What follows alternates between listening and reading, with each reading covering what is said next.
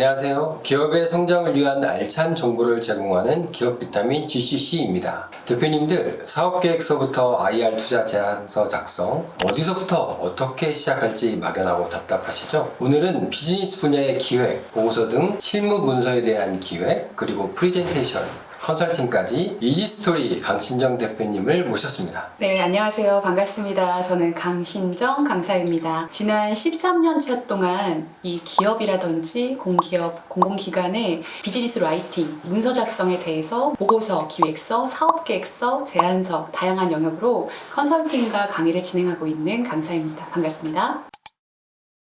네, 이번 콘텐츠에서는 일반적으로 목적에 따른 사업계획서를 작성하는 요령을 알아보도록 하겠습니다. 사업계획서를 막상 쓸 때 어떻게 해야 될지 정말 답답할 때가 많은데요. 사업계획서를 준비하면서 가장 많이 질문하는 사항들을 콘텐츠로 제작해 보겠습니다. 대표님, 사업계획서를 작성할 때 가장 먼저 해야 될 게 어떤 게 있을까요? 우선은 사업 계획서를 보내기 이전에 받는 상대방의 목적을 분명하게 파악하는 것이 중요합니다. 그게 없는 상태로 그냥 막연하게 사업 계획서를 작성하려고 한다면 우리 대표님은 뭐부터 작성하세요? 일단은 제목을 어떻게 써야 될까부터 고민될 것 같아요. 네, 막연하고 뭐부터 어떻게 써야 될지 그런 분들이 많다 보니까 인터넷을 찾아서 혹은 책을 보면서 베낀다든지 주먹복으로 쓴다든지 하시는 분들 많은데, 가장 먼저는 그 받는 측의 요구사항이 중요합니다. 그 상대방이 무엇을 듣고 싶어 하는지, 어떤 정보를 담아야 하는지가 매우 중요하죠. 이제 그런 부분에 맞춤형으로 이 제안서, 사업계획서를 잘 작성하셔야 합니다. 예를 들어서 정부기관 같은 경우에는 공무원들이 보통 그 평가를 하거나 내용을 보기 때문에 그들의 스타일처럼 한글 보고서의 형태로 작성을 해야 되는 게 맞고요. 일반 민간 조직이나 민간 기관 혹은 민간 개인의 입장에서는 아무래도 시각화, 내용이 복잡하게 막 사업 설명이 되어 있는 것보다는 와닿을 수 있는 표현이 중요하니까 시각화된 문서인 파워포인트로 문서를 제작해가지고 제출을 하는 게 좋겠죠. 네, 그렇다면 사업계획서 구성에 가장 필요한 항목들은 무엇일까요? 아무래도 앞서 제가 맞춤형으로 문서를 제작해야 된다라는 말씀을 드렸는데, 그래도 기본적으로 사업계획서에 들어가는 항목이 있다고 한다면 이 사업을 왜 시작했는지에 대한 사업 배경, 목적 이런 것들을 담아주시고, 회사 소개를 간단하게, 회사에 대한 사실 정보가 없거나 빈약한 쪽 같은 경우에는 회사 소개를 반드시 앞에다가 넣을 필요는 없고 후반부로 빼는 것도 전략이 될 수 있습니다. 그리고 사업 소개 같은 경우에는 이제 이 사업에 대한 매력이 어떠한지, 얼마나 강점과 차별을 가지고 있는지, 비즈니스 모델에 대해서 잘 표현을 해주시는 게 좋고요. 그리고 이 사업이 얼마만큼 가치가 있고 시장성이 있는지에 대한 시장 분석. 아무래도 누구나 다 제3자의 입장에서 보더라도 이 사업이 될 만한 가치에 대해서, 수익성에 대해서 관심이 있겠죠. 이제 그런 부분에서 얼마를 벌고 또 얼마의 실질적인 마진, 이윤을 남길 수가 있는지 그 수익 재무 계획에 대해서 반드시 넣어야 되고, 그 뒤에는 이 사업을 안정적으로 잘 운영할 수 있을 것인가, 어떻게 운영할 것인가, 이 실행 계획이나 로드맵에 대해서도 표기가 되어야 합니다. 이 사업을 이제 대표님들 같은 경우에는 단순하게 사업만 열면, 오픈을 하면 뭐가 사업이 굴러갈 것이다 생각하시는 분들도 많은데, 어떻게 홍보하고 마케팅 전략을 세워서 운영해 나갈 것인지에 대한 계획들도 넣으셔야 합니다. 그리고 마지막으로 이게 이제 정부의 입장이냐 아니면 개인의 입장이냐에 따라서도 이런 사업을 통해서 얼마의 자본금이 필요한지 투자 계획, 투자 제한이라고 하는 영역도 담으셔야겠죠.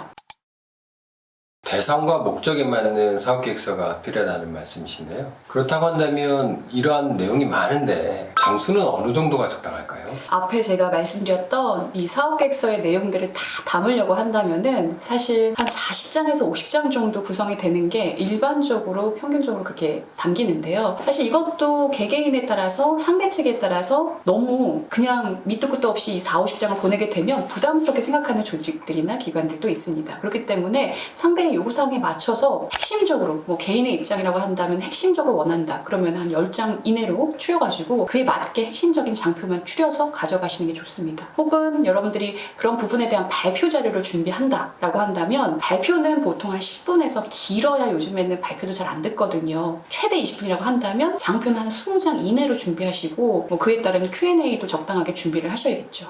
그리고 보통 사업계획서를 그렇게 작성했다라고 하더라도 가장 중요한 것은 보는 상대방의 입장에서 한눈에 들어오는 장표의 역할이 중요합니다. 그래서 사업의 전체를 한눈에 조망하고 어떤 사업인지에 대한 매력을 한눈에 알 수 있도록 요약문을 반드시 첨부해 주시기 바랍니다. 앞장에다가요. 네, 말씀해주신 바에 따르면은 듣는 대상이 누구냐, 제출받는 대상이 누구냐에 따라서 작성 방법 이런 것들이 좀 다른 것 같은데 아무래도 민간과 정부는 요구하는 게 좀 다르지 않을까요? 정부가 사업계획서에서 가장 중요하게 보는 내용은 어떤 게 있을까요? 정부의 입장에서는 왜 창업지원금을 주려고 할까요? 가장 어찌 보면은 이 사업을 잘 실행할 수 있느냐라는 영역들도 중요하지만 차별화된 기술, 사업 모델 이런 부분들을 잘 표현을 가장 1차적으로 해야 됩니다. 그 사업자가 의지가 있는지, 이 사업에 대한 역량을 가지고 있는지 이런 부분들도 여러분들이 그 사업에 대한 플랫폼 사업을 개발하고 있다, 아니면은 기술 개발에 대한 사업 아이템이다 라고 하더라도 특허 인증 과정이라든지 특허 시청을 하고 있다라는 그런 내용들, 증빙 자료들을 첨부하시는 게 훨씬 더 플러스 알파가 될 수 있고, 그것마저도 내가 딱히 없다, 스터디 자료라든지 고객 서치 자료라든지 시장 분석 자료라든지 이런 것들을 첨부하시는 게 그래도 안 쓰는 것보다 훨씬 더 차별화가 될 수가 있습니다. 그리고 앞서 말씀드린 것처럼 중기청의 입장에서 왜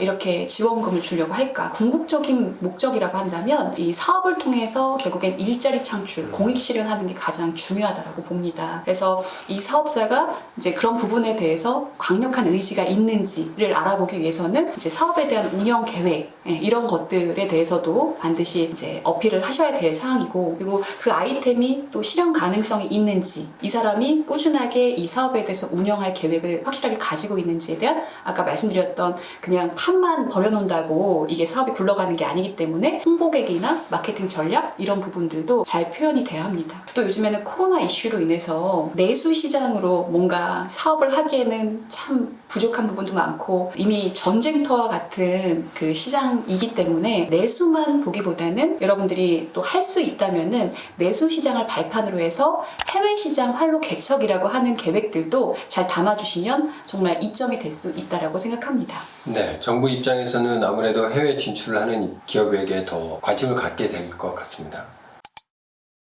만약에 개인의 입장이라고 한다면 개인 투자자는 뭐가 제일 관심 있을까요? 일자리 창출, 공익 실현 별로 관심 없습니다. 개인의 입장에서는 일단은 가장 먼저 이 사업이 매력이 있는지 없는지를 시각적으로 좀 잘 표현을 해주셔야 되고, 그리고 무엇보다도 개인의 입장에서 투자를 한다면 피 같은 내 돈이라고 생각해보면 누가 제일 관심이 있겠습니까? 우리 대표님? 아무래도 투자금 회수와 추가적인 이익 아닐까요? 아, 그렇죠. 정말 역시 대표님이시네요. 네, 그런 부분에서 수익성, 그리고 정말 내 돈을 투자했기 때문에 사실 투자라고 하는 개념 자체가 리스크를 감내하고 투자를 하는 거긴 하지만 얼마만큼이 벌리는 것보다 더 신경 쓰이는 게 이 자금이 그대로 나한테 상환될 수 있는지, 이런 부분에 대해서 좀 믿을 만한 구석, 혹은 비상구 보호자 관리 방안이라든지 비상구 대책이라든지 이런 식의 그 투자자를 좀 보호할 수 있는, 혹은 안전빵이다 라고 생각할 수 있는 투자 계획을 잡으시는 게 좋겠죠. 예를 들어서 투자하겠다라고 한다면 좀 안심이 가시겠어요? 아무래도 물론 성향에 따라 다르지만 안정적인 자산이니까요. 그렇죠. 부동산이나 그렇죠. 우리가 이제 보증금 같은 것들, 아니면은 기술이 있다, 시설이 있다 이런 거 같은 경우에는 망해도 적어도 팔면 50%라도 남길 수 있는 그런 안전 자산들 아닙니까? 이제 그런 거에 투자를 하겠다라고 하면 그나마 위험이 덜하겠구나라고 생각을 할 수가 있는 거죠. 그래서 개인 투자자가, 엔젤 투자자가 그래서 투자 유치가 쉽지가 않습니다. 기업 비타민 GCC에서는 기업의 성장을 위한 비타민 같은 정보를 제공합니다. 더 많은 정보를 꾸준히 받아보고 싶다면 구독, 좋아요, 알림 설정 부탁드립니다. 이상으로 기업 비타민 GCC였습니다. 감사합니다.